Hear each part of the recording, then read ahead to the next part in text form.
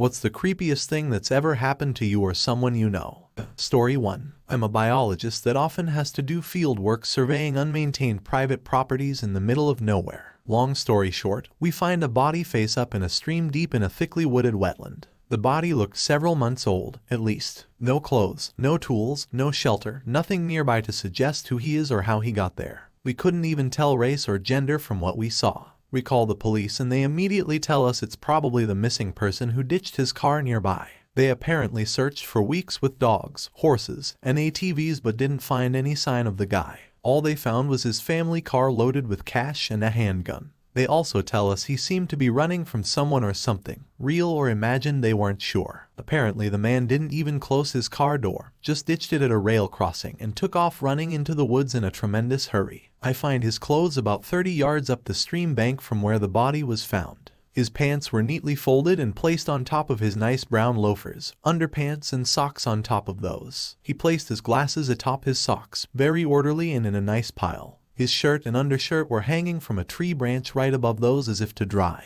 I mean, the whole thing creeps me out even a year on. But what unsettles me is the fact that he ran from his family, drove several hours from his home, ditched his car, and fought a mile through briars and thick woods only to stop and carefully fold and hang his clothes before meeting his end. I look him up every now and then and still can't find any more info about what happened or why. Story 2. I was midway through a 12 hours road trip alone, driving all my college equipment stuff back to my parents' house. Car was totally overpacked with boxes, a bike, keyboard, and the like. I'm very low on gas, so I pull over to a gas station in the middle of nowhere town, Georgia. Sun is dipping low, and the gas station is empty, just off the side of the main road intersecting the highway. Few cars meander past on that road, but it's a quiet town. As I'm pumping gas, a scraggly thin guy walks up and starts mumbling about asking for the time. I tell him the time and make small talk, but not a word this man said was intelligible. All the while, he's circling the car and commenting on my stuff, but, again, I can't really understand his words too clearly. I make an excuse to duck into the convenience store, which I needed to do anyways. My bike was rattling loose and I wanted a bungee cable to affix it more securely. As I go into the store and search for a cable, I notice Scraggly Man also entered and he's now talking with the clerk of the store. On a scale of 1 to meth, the Scraggly Man was like a 8.5, but she's hardly even a 5 on that scale, much more trustworthy.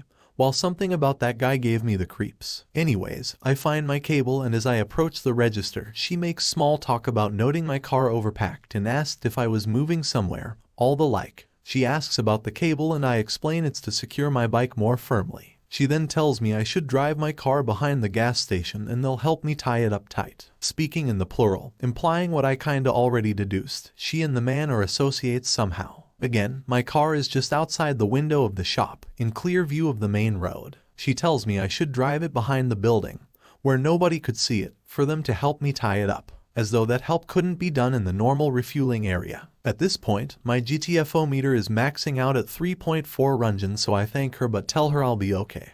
And then I practically jog to my car and get in, locking the doors immediately. As I leave, I watch through the window as the woman and man are in a very animated conversation, gesticulating towards my fleeing vehicle. Could I have been paranoidly misreading these people because they kinda looked like meth heads? Sure, but making an offer that's sketchy is not a very normal thing to do. Story 3. When I was 12, my family and I went to Sam's Club. Being a little idiot, I decided that I didn't want to walk with my family, so I wandered around looking at clothes and books. An employee kept watching me, like staring really bad. I figured he thought I was going to steal, so I smiled at him so he knew I wasn't bad. He smiled back. He kept checking me out though and asked me how old I was. We talked about my favorite books and video games. I remember being uncomfortable but couldn't figure out why, because he was super nice to me. I remember wondering if he was flirting with me, but reasoned that he couldn't be because I'm a boy. Really weird conclusion to come to, but I was 12. I genuinely thought he was just interested in my favorite video games. The conversation died down and I decided I needed to piss,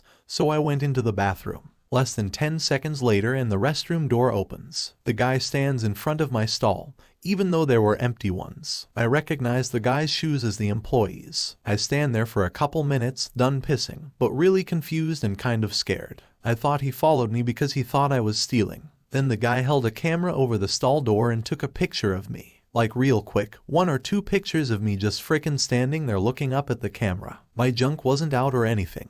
Just me. In the bathroom, someone else came in and he immediately went to the sink and started washing his hands like he'd just finished using the bathroom. Then he left. It was really creepy. I didn't tell my mom anything except that the Sam's Club guy thinks I'm stealing. And she laughed. I realized later that he was a pedophile. Hey guys, are you enjoying the video? If so, please like and subscribe as it really helps out the channel. Anyways, back to the stories. Story 4. When my cousin was a teenager, maybe 18 or 19, she and her friends went out to party a lot. In my country, you can legally start drinking with 16-18, so most teenagers start going to clubs at 16. Back then, hitchhiking was still pretty common and most teenagers did it to get home or to the city since only very few had cars of their own. So my cousin and her friend want to go home after a night out and get picked up by a middle-aged guy. He's nice enough and they make small talk while they drive. Suddenly, he takes a turn onto a remote road leading into the woods. He locks the car from the inside and his friendly facade falls. Instead, he's suddenly tense, quiet, and determined.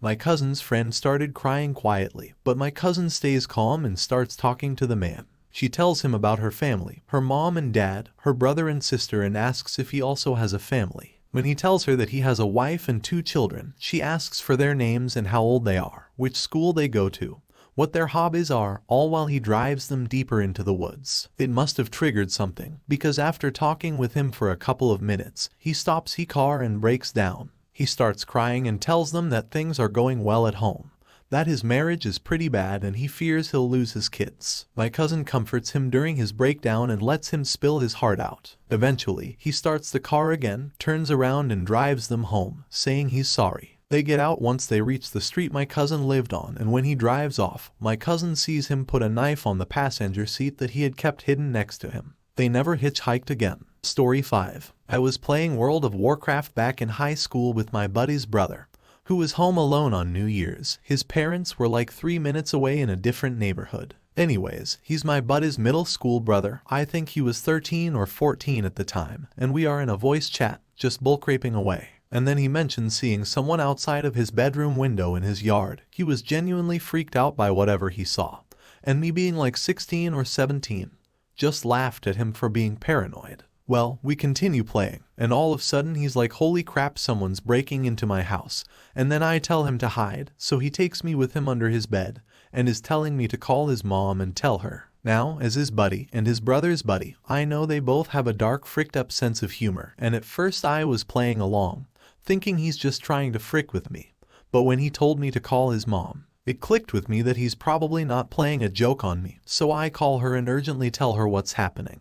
And within minutes his mom's entire New Year's Eve party showed up at his house. But all they found was a busted up front door and cops already on the road. Apparently someone was breaking into houses on his street, and his was next, but the cops showed up and scared him off, probably, as he was busting down the front door. I always felt like that moment changed how I listen to people, because you never know when that one moment is a joke. I kinda take people a little more seriously now, like I remember starting to get scared with him as he was hiding, but still didn't believe it was actually happening.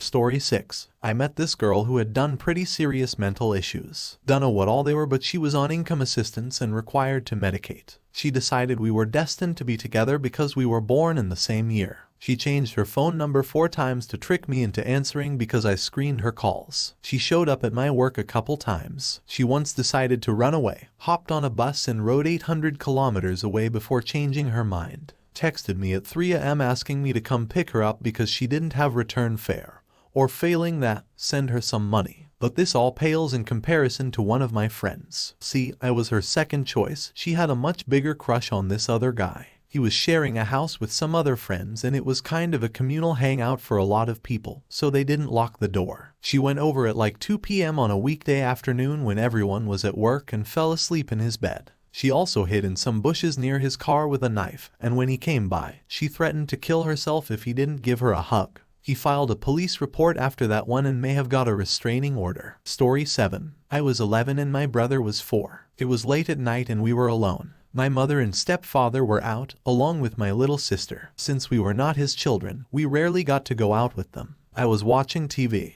and my brother had fallen asleep next to me on the couch. From the couch you could see a large window with sheer curtains. Outside of that window was a parking area. I realized there was a man at the window. He just stood there looking in. This was before cell phones, so I couldn't call my mom. I tried calling my aunt, but she lived in another town and I think she thought I was imagining things. I tried calling the police and they said they'd send someone, but they didn't seem to be taking me seriously either. The man started to try to get the window open. I was paralyzed with fear. At some point I realized I was shaking and this snapped me out of my panic. I tried to shake my brother awake, telling him there was someone trying to break in, but he was so deeply asleep that I could not rouse him. By this time I was near tears and shaking so badly. I couldn't leave my brother there and the man was still trying to get in. As I'm trying to drag him, I hear the front door coming open. It was my family returning. It turns out that they had walked right by the man. He was leaning against a car. He greeted them and asked if they had a lighter for his cigarette. My mom later remarked on how friendly he seemed. I definitely feel like someone was watching out for me and my brother that day. Minutes later and the man would have likely been in the house. Story 8. My old bedroom is right next to the front door of the house, same floor too, so I often see people coming up to the door and can go greet them easily or see any deliveries. A few years ago we got ding-dong ditched, do they still call it that? A few kids ran up to our door at 9 p.m., slammed on the door and then ran into the woods across the street. I owned some powerful flashlights, spotted them easily, and told them to get the hell out of my sight. They did it an hour later and I heard them coming up to the door and laugh as they ran away. We called non-emergency number and it turns out an officer was already coming out here because we weren't the first to call. Here's where the creepy part comes in. Now it's 2 nights later, no issues the night before. It's about 2 a.m. now, I'm still awake lying in bed, and I hear heavy footsteps approach the door followed by slamming on it and someone running away. I was nowhere near falling asleep and could tell it was a hell of a lot louder than the kids who pranked us a few nights before. I also took note that there was a single set of footsteps and no laughing children this time. We called non-emergency again and they sent a patrol car quickly. One officer came to our door to talk while the other went around the house to see if someone was hiding in our yard. Turns out it could have been someone trying to break in because our area was having issues with burglaries. They prank you to see if you're home. If you answer the door, then someone is home and they pick another house. If no one answers, then it's safe to break in. They said it was a possibility because it had happened twice in the neighborhood in the past few months. Those kids must have been caught and given a serious lesson about what was happening. Otherwise, the police would have probably assumed it was them again. What was really creepy was thinking about how that person was just on the other side of the wall outside from where I was in my room. I had trouble falling asleep for a while after that. Story 9. A friend of mine had spent the night at her boyfriend's apartment and was packing some stuff into the trunk of her car before she had to drive to work the morning after. She heard a man behind her say, "Can I have one of those?" She turned and looked at the man and she realized he was homeless. She was confused as to what he wanted but then realized that he wanted one of the water bottles that she had in her trunk. She gave him a water bottle and he left. She continued to pack stuff into the trunk of her car until the homeless guy came back about a minute later and started pressuring her to kiss him. She said no and tried to move away from him but he kept coming closer. She pulled out her phone and texted her boyfriend to come out of the apartment quickly to help her. The guy once again asked her to kiss him and she said that she has a boyfriend. The guy grabbed both of her wrists, pulled her closer to him, and angrily said, "I'm your boyfriend now." Right at that moment, my friend's boyfriend had just shown up and ripped the guy off of her. The boyfriend yelled at the dude and threatened him. The guy said something along the lines of, "I'm so sorry. I didn't think she actually had a boyfriend," as if his actions would have been justified had my friend been single. The homeless guy left quickly and my friend was so scared that she spent the night at another friend's apartment. Her uncle is a police officer and she reported the incident to him but they could never find the guy. To this day, it terrifies me to think about what would have happened to her if her boyfriend wasn't there. Story 10. My high school boyfriend's older brother was graduating from our high school. His whole family was in town. I was very excited to meet them and to say goodbye to my graduating friends. I was 15 at this time, but honestly my parents worked nights, slept all day, and most of the time I was left to my own devices. The high school was a good 5 miles away from my house. It was a walk I made many times. So I get dressed up and start on my way oblivious to the world. I'm pretty close to the school nearing the parkway, when a nice car, not sure on the specifics but a new model SUV, pulls up next to me and an older gentleman in maybe his late 40s in a nice suit smiles at me, informs me he is the truancy officer of my school, and asks me why I'm walking out here all alone. I can't do that. I need to get in the car. I'm clearly dressed up for graduation, so we're going to the same place. No big deal. I hesitated but ultimately get in the thinking I know he does work for the school because I recognize him. And he is clearly going to graduation, which is starting immediately, so what can he even do in a car ride over? So I get in. I honestly don't remember most of what he said, because I knew immediately from the tone of it that what he was saying was not right. Nothing overtly bad, he just kept insisting and reiterating that I should come to him anytime if I needed anything or wanted to talk. He said he had seen me walking home and knew where I lived, and he lived just the street behind me, and if I needed anything I could just come over. He put his hand on my knee. Then we got to the school and I got out and enjoyed the graduation and the party. That was the end of it. Pretty anticlimactic, I know, but he was ultimately arrested for abusing multiple girls. He was convicted, and I don't even know how many girls he abused, but I know he picked girls and abused them over and over, essentially targeting and grooming the ones he perceived as especially perceptible. I'm unbelievably lucky that nothing happened to me, and honestly it scares me more than anything. I see his house in my nightmares sometimes and wonder if there's something repressed there. I went through a really hard transition in my life that year, and there was a lot that I had honestly blocked out. Story 11. My younger sister has a history of being more sensitive to the paranormal, if you believe in that sort of thing. She has a few stories, but the most dramatic one is as follows. My sister used to have a very typical girly room. Pink walls, white dresser, little shelves with hearts on them covered in trinkets. One trinket in particular was a small music box that had a spring-loaded ballerina inside. Like any other music box, it had a small latch on the front and a device to wind the box on the bottom. In order to make any sound, the box needed to be wound up and opened, of course. My sister hadn't touched this music box in years, and when she did, she would let it play until the music stopped before putting it away. The music wasn't very loud, as this is a small music box and most people can imagine the volume level. In theory, this box couldn't just pop open despite the spring-loaded ballerina inside, thanks to that little latch on the outside holding the box tightly closed. And even if it did open, the box would need to be wound before it would play. One night around 3 a.m. my entire family is woken by my sister screaming at the top of her lungs. My room was down the hall from her, and I remember hearing her screaming, and I could also hear the music playing, which is odd because that music box isn't loud enough for me to hear it from my room. I got out of bed and joined the rest of my family, who was grouped together in my sister's room, all of them staring at something on the floor. As I enter the room and look past my family members, I see it. The music box was in the dead center of my sister's room, open and playing loudly, louder than normal, like as if it has been wound to its full tension and it was blaring its little heart out. This music box hasn't moved in years. As stated earlier in the story, it had sat in the same spot for so long that there was a dust outline from where it had been sitting on the shelf. The shelf had multiple levels, and the box was on the lowest shelf to the floor, about 6 inches from the floor. This box somehow managed to get off the shelf without disturbing the dust outline. It then traveled to the center of my sister's room. A good 4 feet from the shelf, the latch opened and the spring wound plenty enough to play music. My family stood around for a few minutes baffled. My sister said she woke up when she heard music in her room. She recognized the song and knew her music box was playing. At that point she screamed for my parents. She didn't hear anything fall from a shelf or move in her room prior to the music. After listening to my sister's explanation, my mom picked up the music box, closed it, and started trying to get it to accidentally open. She tried shaking it, dropping it from over her head and rolling it on the floor. Nothing could get that little latch to pop open. She even tried unlatching the box to see if the ballerina inside had enough strength to open the lid. Nope, nothing. We still to this day have no idea how it happened or how the music box managed to move so far from the shelf. It never happened again, and my sister has no history of doing things in her sleep. It was a truly strange occurrence in my household. Hey guys, just found out you watched till the end. That is awesome. Also, don't forget to like and subscribe to the channel for more awesome stories.